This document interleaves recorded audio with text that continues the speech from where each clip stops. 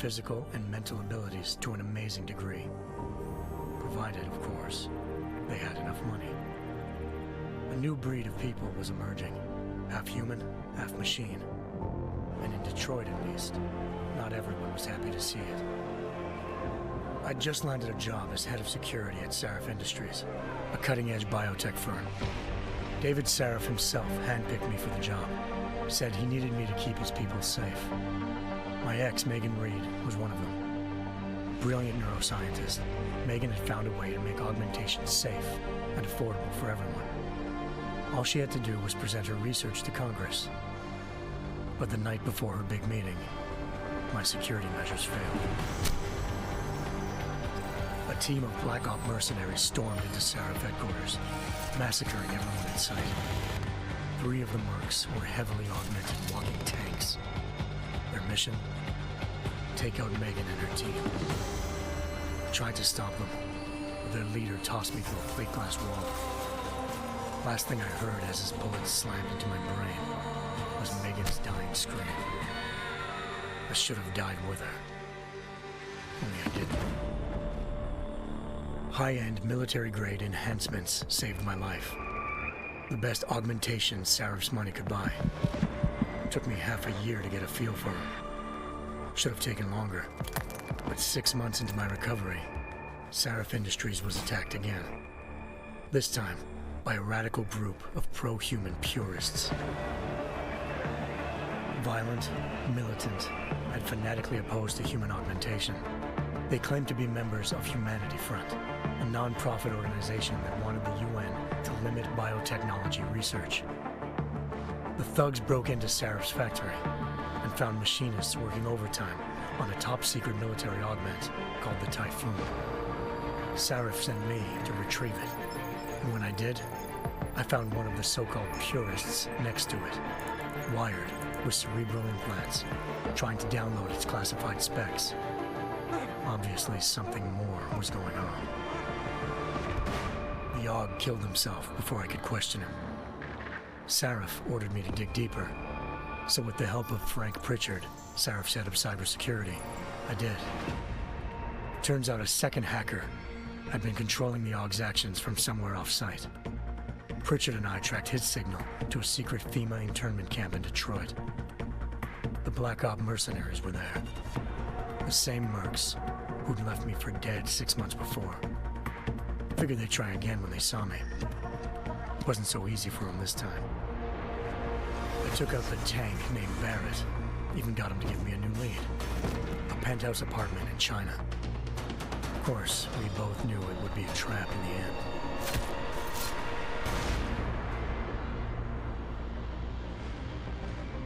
Hengsha Island, China. Home to a city so crowded, they had to build a second city on top of it. Trying to find clues in Hengsha wouldn't be easy. Lucky for me, I wasn't alone. Farida Malik, Sarif Industries' ace pilot, had lived in Hengsha before. A good person to have on your side. She knew enough about the place to get me around. Malik dropped me in the lower city, close to the penthouse Barrett had told me about. Bell Tower Associates, a private security firm under contract to the Chinese government, had agents tossing the suite when I arrived. Just not for the reason I'd been expecting. Turns out the man who lived there was a criminal hacker named Van Bruggen. The same hacker who'd been remotely controlling the Aug in Sarif's factory. Van Bruggen's panicked decision to force the man to commit suicide had been a mistake. Now his mercenary partners were gunning for him, and I needed to find him before they did. Locating Van Bruggen meant playing nice with the Triads, Hengsha's organized crime lords. They had the hacker holed up inside a low-rent capsule hotel.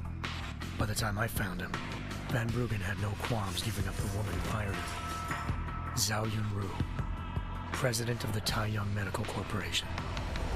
According to Van Bruggen, Zhao wanted to monopolize the augmentation industry and had hired Black Op mercenaries to destabilize her competition. Sarif Industries was at the top of her list. To prove this, I needed to get inside TYM and grab a surveillance hologram off a server. I suspected Van Bruggen was hiding something when he told me this, but nothing could have prepared me for what I saw. Megan wasn't dead. She and her 4 best researchers had been kidnapped, spirited away somewhere while their kidnappers made it look like they were dead. Desperate to learn more, I confronted Zhao in her penthouse. She claimed to be a pawn in a bigger plan, and hinted at a group so powerful it controlled global interests at a whim. Then she slipped into a panic room and hit the alarm, forcing me to make a very quick exit. I figured Zhao was lying, but part of her confession made sense. David Sarif had been worried about his people. So worried, he'd required all of them to have subdermal locator devices surgically implanted. The GPLs would have been broadcasting the day of the attack. But Zhao said a single call to Picus, the world's leader in global 24-hour satellite news, had turned those signals off. I needed to fly to Picus headquarters in Montreal if I wanted to learn more.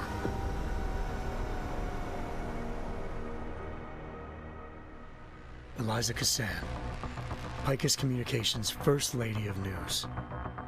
Malik thought I was reaching when I told her Eliza was involved in this.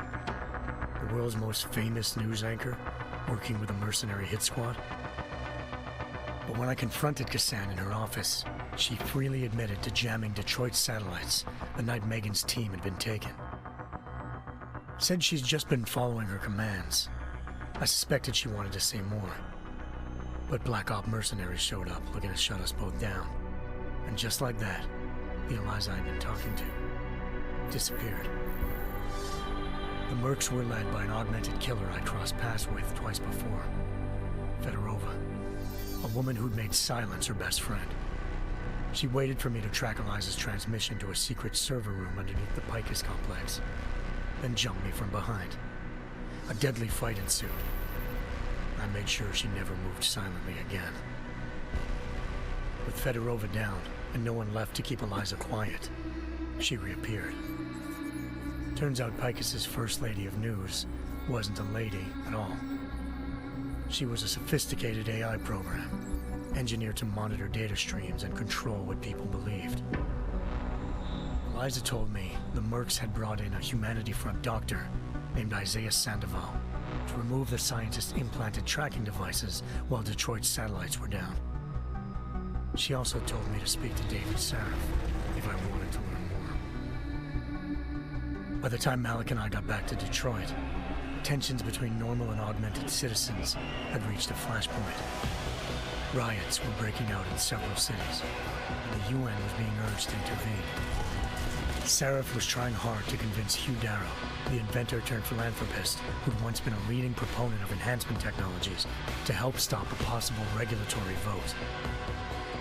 Sarif had a lot riding on Darrow. Megan's discovery would have given millions of people the chance to evolve beyond their normal human abilities, and at the same time catapulted Sarif Industries to the top of the Fortune 500. According to Sarif, Megan's kidnappers knew this, and didn't want people evolving unless they controlled how it was done. He called his enemies Illuminati, and urged me to keep searching. Determined to do so, I tracked down Sandoval via America's most outspoken augmentation opponent, Bill Taggart, Sandoval's boss and founder of Humanity Front. Sandoval admitted to operating on Megan's team when I confronted him, but said he hadn't removed their GPLs. He'd merely switched them to a different frequency. Pritchard was able to trace one of the signals to China. Malik and I immediately took off in pursuit. Unfortunately, the Illuminati were one step ahead.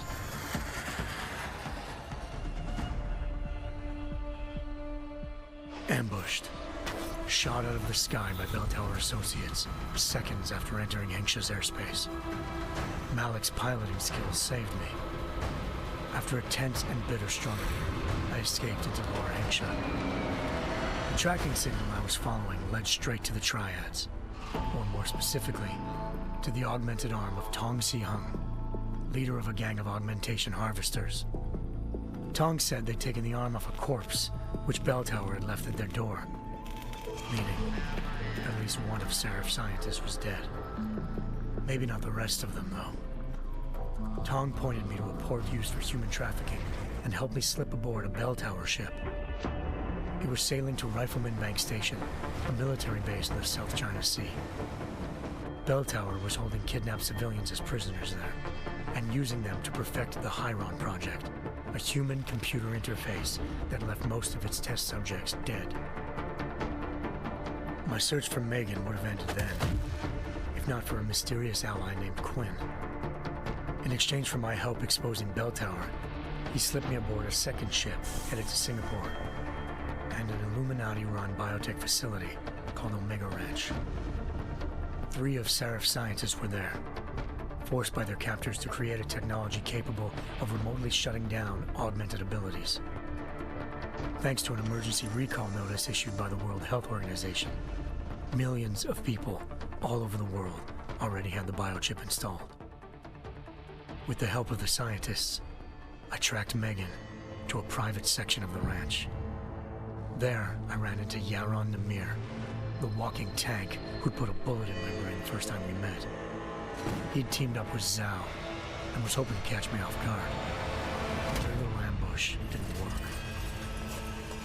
I found Megan in a suite belonging to Hugh Darrow, the billionaire philanthropist who'd Sarif had called on for help.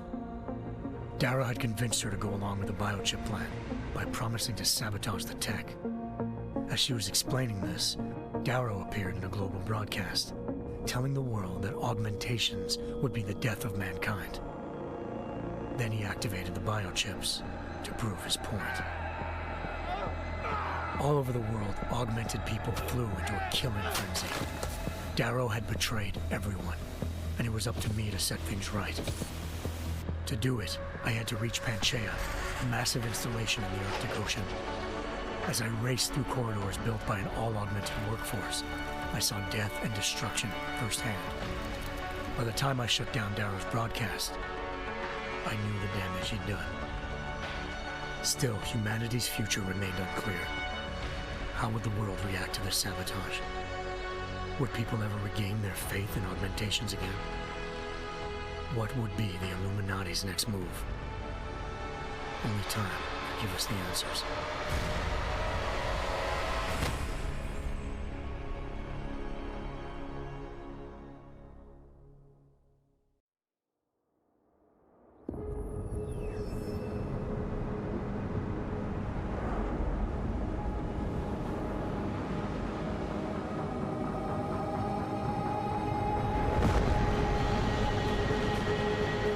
I once thought I could save the world.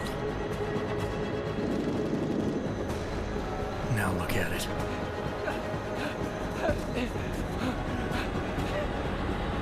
In yet another augmented terror attack, 251 passengers aboard Sister Airlines Flight 451 were killed when an augmented passenger broke into the plane's cockpit and ruthlessly butchered its flight crew.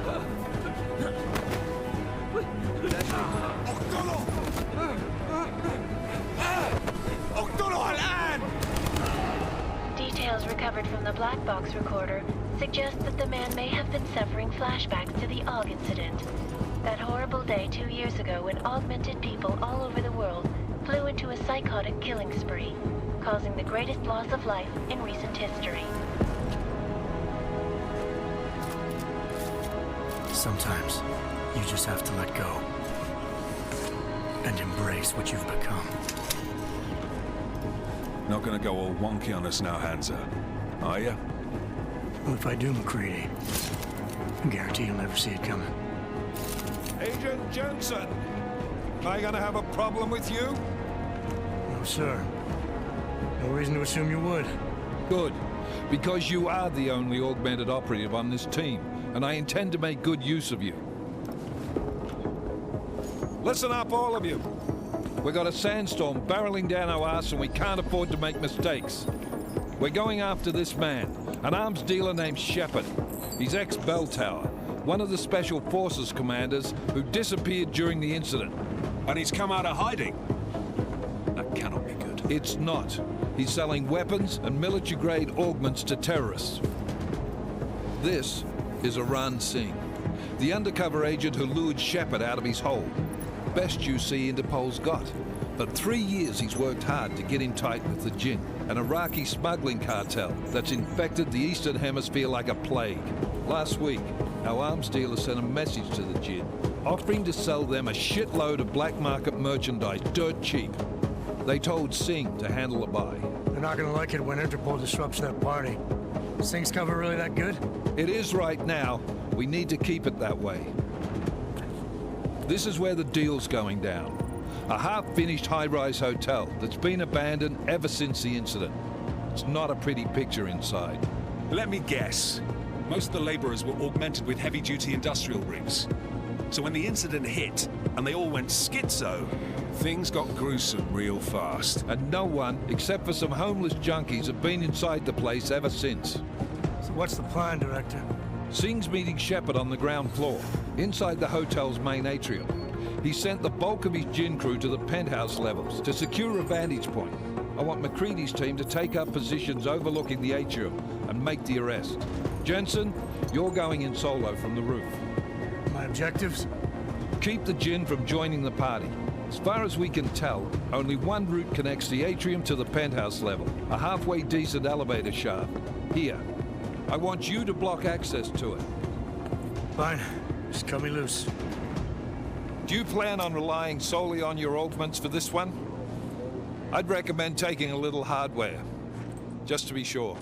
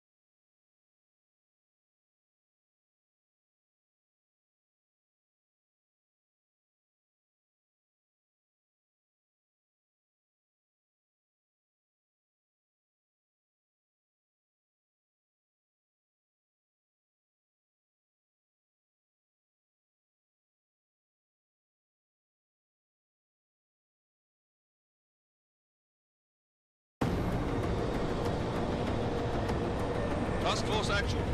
This is Knife Leader. Engage Hush drives and descend to Angels 1-5.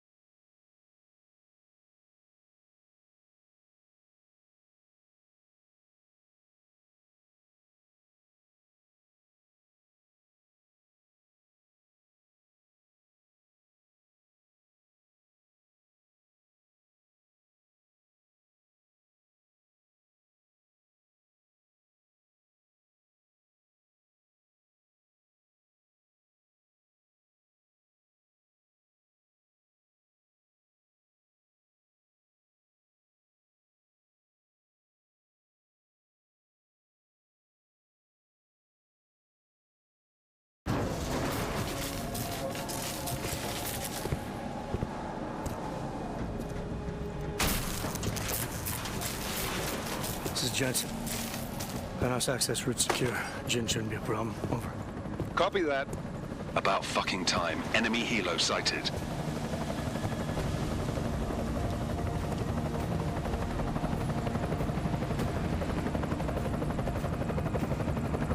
All right, strike force. Position and hold. Strike 1, in position. Strike 2, all set. Strike 3, yeah. Strike 4 in position and holding, boss.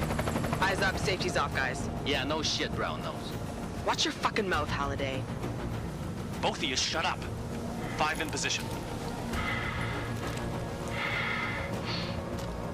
Everybody stay sharp. Singh's got eyes on Shepard. Patching you in now. Target's in the AO. Remember, Singh's down there, so watch your fire.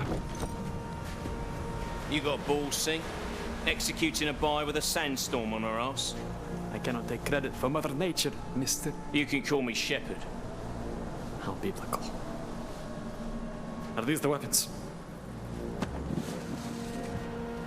The Ogs. They're getting harder to come by. Guns are still on the chopper. Show me the cash, quick, and we'll... What the?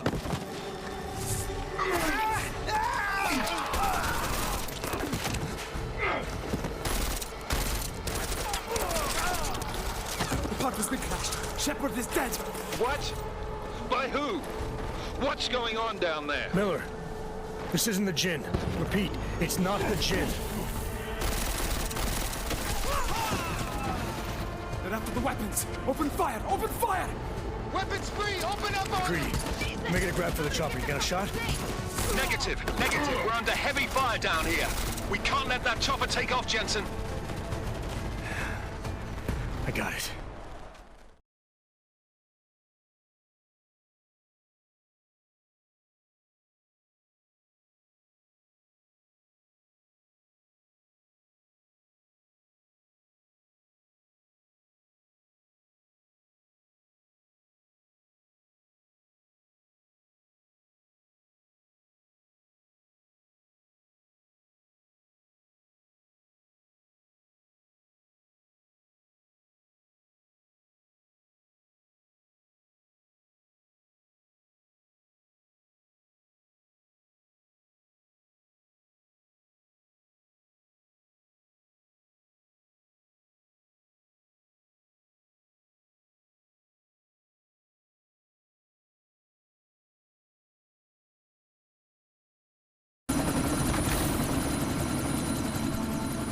Miller, chopper's been grounded. Repeat.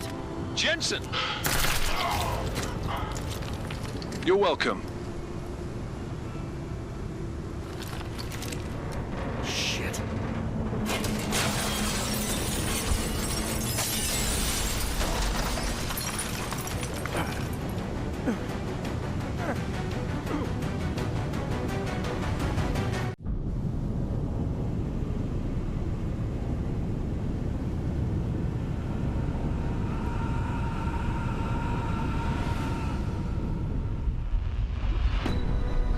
Artificial eyes to prosthetic limbs. From molecular-sized computers. Human-controlled evolution available to all.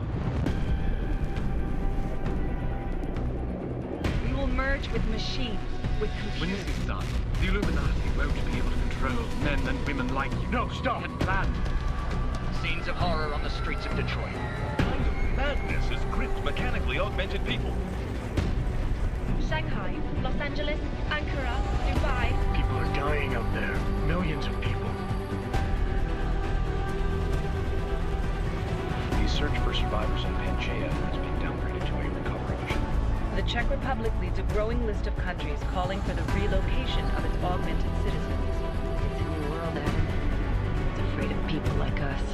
Bust into safe and secure segregation. Therapy industry is closely towards. You didn't think it would end with the AUG incident, did you? We were victims. This is retribution for a tragedy we could not control. They control the news. They buried the truth with disinformation. Multiple detonations. Looks like hormones. Another terrorist attack, this time in a police station. The United Nations Security Council has tasked The new Interpol. anti-terrorist intelligence and response team will have Task Force 29. Agent Jensen. I won't let it happen again.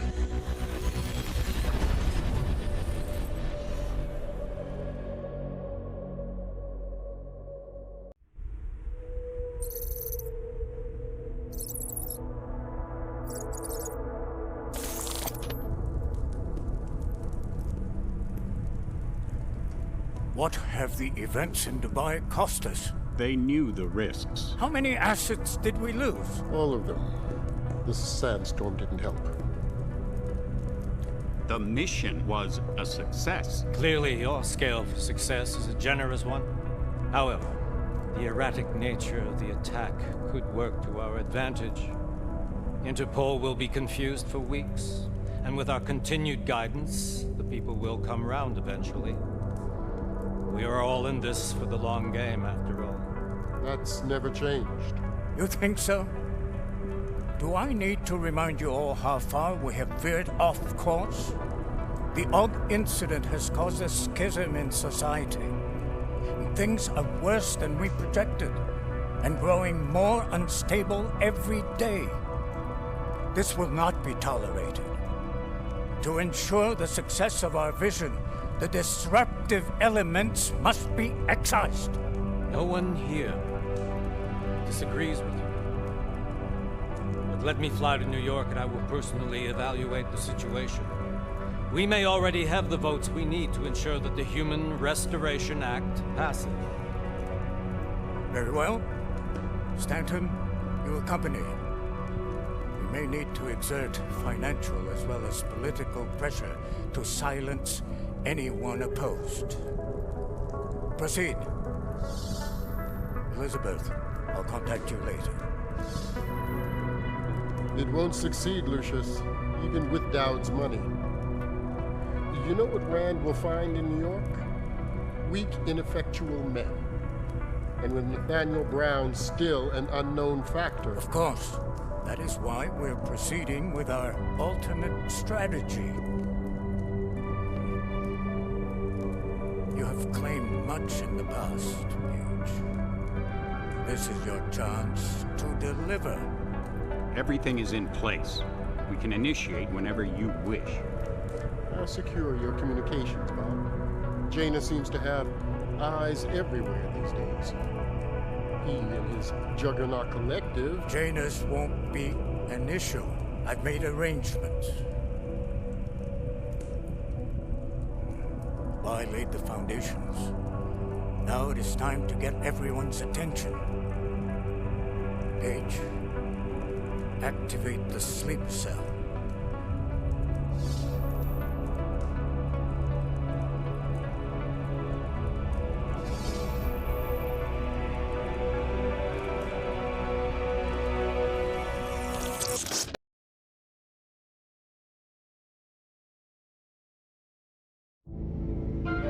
Konečná stanice Růžičkovo nádraží. Příjezd za 5 minut.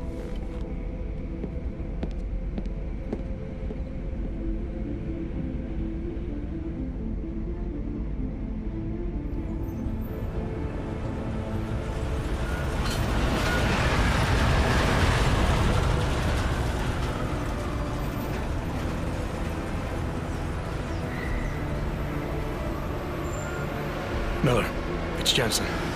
Just getting off the train now. Copy that. We'll debrief when you get in. You coming straight to the office? Unless there's a problem at a checkpoint. Your papers should be in order. Just keep your head down. Miller out.